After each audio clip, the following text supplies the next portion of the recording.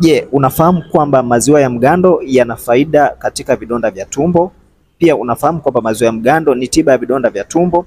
Maziwa ya mgando yana probiotics. Hawa ni bakteria wazuri tumboni, lakini pia yana madini, yana virutubisho vinavyosaidia afya ya mfumo wa mmeng'enyo wa chakula. Hizi hapa ni faida 10 za maziwa ya mgando katika mmeng'enyo wa chakula. Faida ya kwanza, huboresha usagaji wa chakula. Maziwa ya mtindi yana bakteria hai wanaosaidia kuvunjavunja chakula na kufanikisha usagaji mzuri tumboni. Hii husaidia kupunguza hisia ya tumbo kujaa na kubana. Faida ya pili, husaidia kuweka mizani ya bakteria tumboni. Tumbo lina bakteria wazuri na wabaya.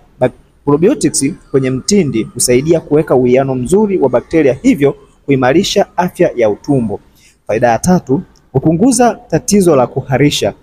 Ikiwa unakumbwa na kuharisha mara kwa mara, maziwa ya mtindi yanaweza kusaidia kwa kurejesha bakteria wazuri waliopotea kutokana na maambukizi au matumizi ya dawa za antibiotics.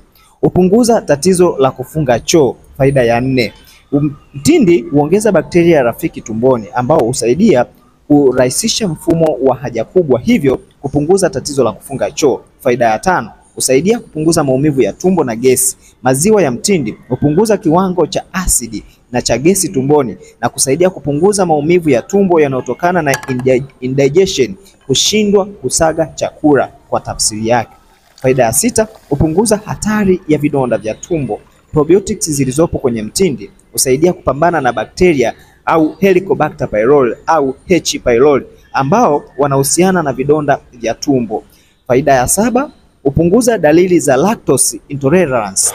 Watu wenye tatizo la kutovumilia lactose wanaweza kunywa mtindi kwa sababu una kiwango kidogo cha lactose na ni rahisi kumeng'enywa ukilinganisha na maziwa ya kawaida. Faida ya 8, huimarisha kinga ya mwili kupitia tumbo.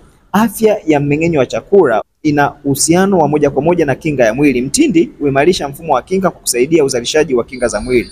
Faida ya 9, husaidia kupambana na maambukizi ya tumbo. Mtindi unaweza kusaidia kupambana na bakteria hatari wanaosababisha maambukizi ya tumbo na kuhara. Faida ya 10 na ya mwisho, huchangia katika uzito bora na afya ya utumbo mpana. Mtindi una protini nyingi na husaidia katika kudhibiti uzito na kuongeza hisia ya kushiba kwa muda mrefu, huku ukisaidia usafishaji wa utumbo mpana. Ninashauri kutumia maziwa ya mgando kwa muda mrefu, hasa kama una vidonda vya tumbo.